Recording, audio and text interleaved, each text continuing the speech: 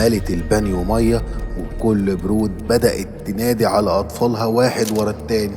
أكبرهم كان عنده 7 سنين، وأصغرهم طفل عنده لسه 6 شهور بس. كانت بتدخل الطفل وتحط راسه في مية وتثبته لحد ما أنفاسه تقف تماما.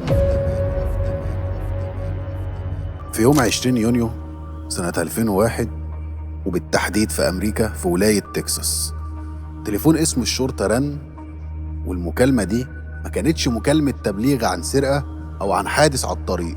دي كانت مكالمة من أم بتعلن بدم بارد إنها أنهت حياة أطفالها ال5. بالظبط كده، أطفالها ال5.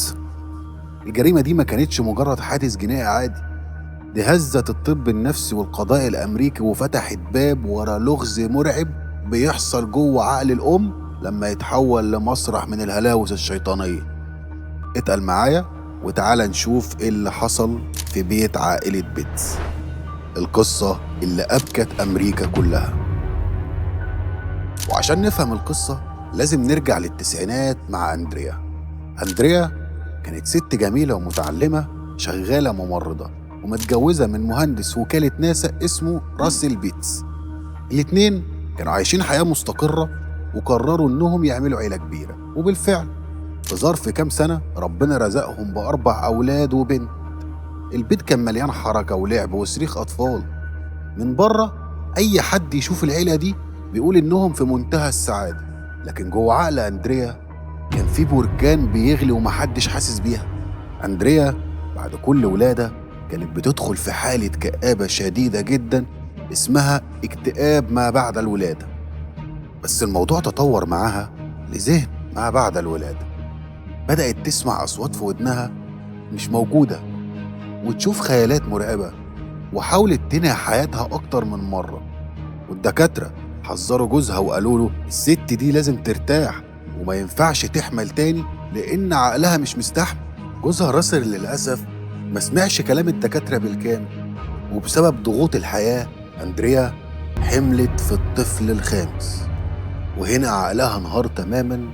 الأصوات والهلاوس اللي في راسها بقت تقول لها انتي أم فاشلة، وعيالك دول لما يكبروا هيروحوا النار، والحل الوحيد عشان تنقذ أرواحهم وتخليهم ملايكة في الجنة هو إنك تنهي حياتهم دلوقتي.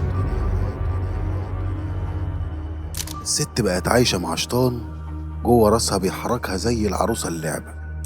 وفي صباح 20 يونيو 2001 جوزها نزل الشغل الساعة 9 الصبح.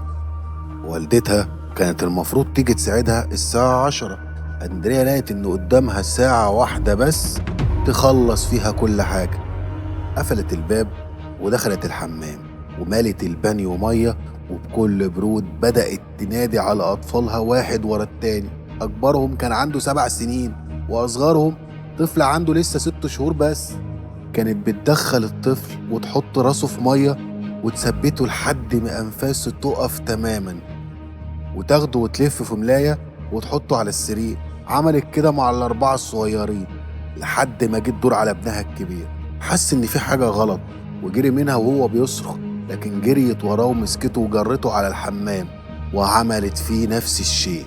في ظرف ساعة البيت بقى عبارة عن مشرحة. الشرطة لما وصلت البيت لقوا أندريا قاعدة على الكنبة لبسها كله مبلول وعينيها مفتوحة ومبرقة وما بترمش. المحققين دخلوا الأوضة ولقوا الأطفال ال5 مرصوصين على السرير كأنهم نايمين. المشهد كان قاسي لدرجة إن في ضباط كبير عيطوا في مسرح الجريمة من البشاعة.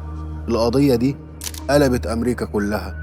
المجتمع انقسم نصين، نص بيطلب بإعدامها فورا لأنها وحش وبلا رحمة، والنص التاني ومنهم أطباء نفسيين كتير قالوا إن الست دي مش مجرمة، الست دي عقلها مريض وما كانتش في وعيها، والشيطان اللي في راسها هو اللي حركها.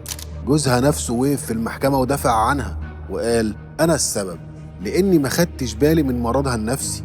المحكمة في الأول حكمت عليها بالمؤبد، لكن بعد الاستئناف سنة 2006 القضاء الأمريكي طلع حكم تاريخي وتم تبرئتها من القتل بسبب الجنون المرضي.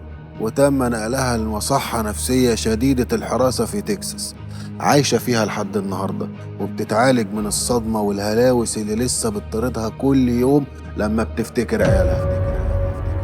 المرض النفسي أوقات بيكون أخطر من أي سلاح. تفتكر كانت تستاهل أكتر من كده؟ شاركني برأيك في الكومنت وما تنساش تعمل لايك. سلام.